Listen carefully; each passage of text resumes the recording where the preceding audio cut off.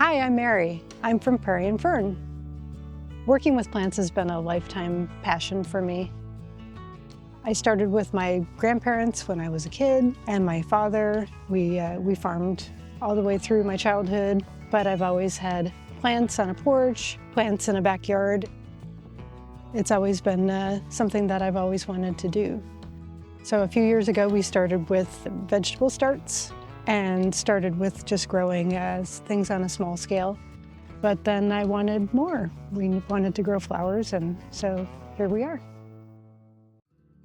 So I had been dabbling with flowers over the years. I grew them sort of on the side. I thought vegetables were the main thing for me, but I started growing more and more flowers, and they sort of took over the field. And it just became very exciting to try new things. That became a very fun thing for me.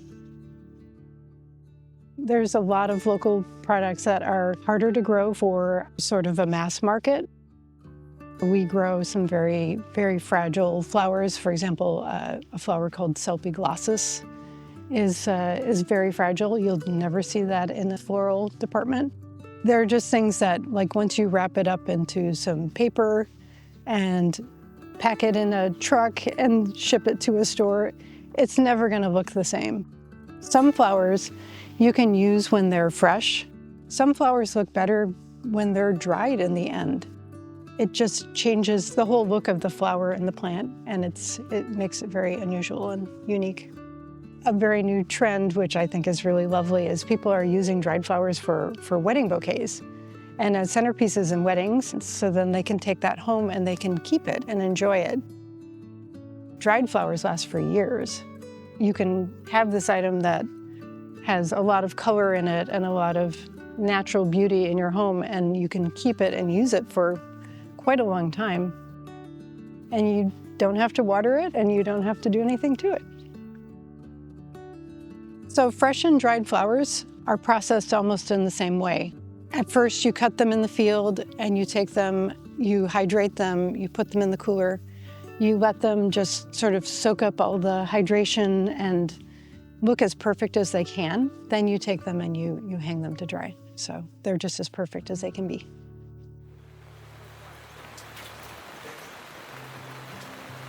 So I love coming to the farmer's market and selling, because for me, it's direct contact with the community. I learn from people who come and visit me, and I might have something to say to them as well. So it's lovely. It's a back and forth interaction. And every week I hear something from somebody. They say, oh, I love that flower. Oh, I don't know about that. I get instant feedback for my products. And it's lovely because it gives me something, and then the next week I could bring something that somebody else might think is extra special too. So it's great. So when people come and buy flowers from us, it feels like a contribution to the community. That just makes me excited, because it's so important for every community to have local farmers and to have people that they can connect with and that they understand where their food is coming from. It gives a deeper value to that item. It's just lovely.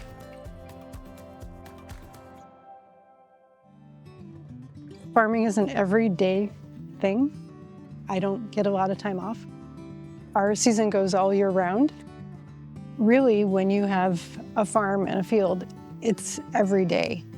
It doesn't matter if it's the snowiest day in the winter, you're still checking on your greenhouse, making sure that nothing has broken, that the heater is still working.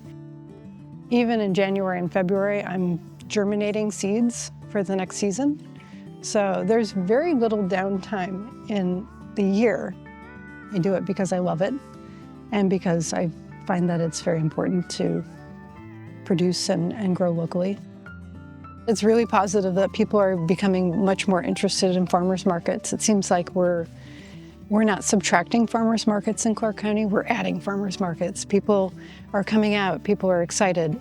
People are becoming a lot more aware that it's very important to know where your locally grown products are made and who has made them.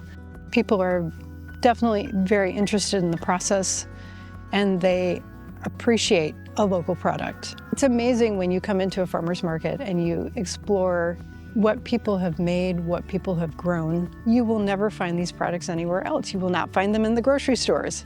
people say, I've never seen this flower before. And that's exciting. It's like an adventure.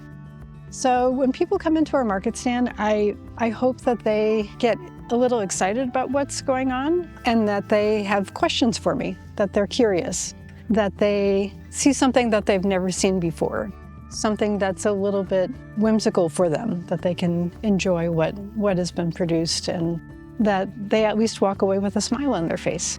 I find that it's very important that small communities have access to local product, having access to people and saying to them that your product is made within 10 minutes of where you're purchasing it. I think that's very powerful and very important.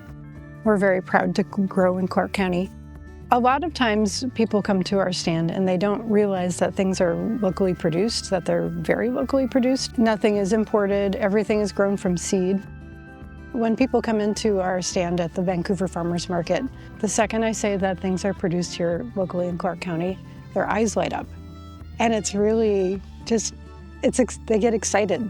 And it makes me feel good because, then they realize, wow, these flowers are actually produced very close by, they're within arm's reach. You don't have that same feeling when you go into a grocery store and buy flowers, like they're like, oh, it's a daisy. Like, it's not very exciting, but when you know that it's produced close to home, it's so powerful for people. And that's just, it's nice when you see people just light up and get excited about that.